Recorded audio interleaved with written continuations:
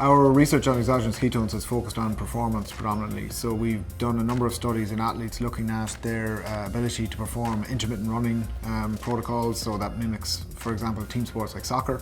And we've also looked at endurance athletes and their ability to run 10K performance.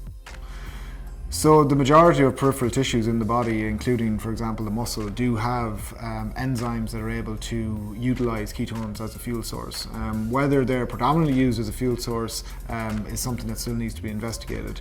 What we know from looking at rodent studies that have been done that have looked at training, they've been able to show that in muscle, after a period of training, these rodents are better able to uptake and utilize ketones. So there's definitely something going on in the periphery in terms of the use of ketones. There's no doubt they can be used.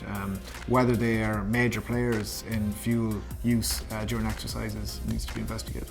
Well, the most important thing when it comes to building muscle is the exercise stimulus.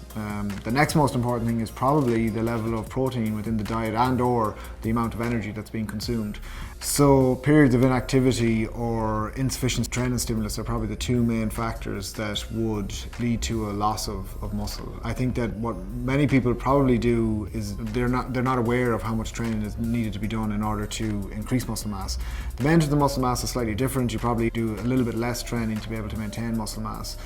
But if you're not doing strength type exercise and if it's not demanding, as in putting stress on the body, that's an overload as we call it, then really that's not enough of a stimulus for the body to retain or gain muscle.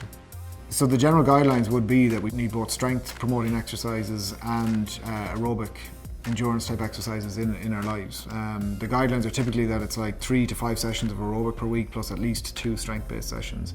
And the reason we need both is because they do very different things to the body. You know, we know the cardiovascular benefits of aerobic exercise, but then in terms of muscle strength and function, we need to be doing strength type activities. If you're doing one or the other and neglecting one or the other, then you don't get the whole spectrum of health that we would get from exercise.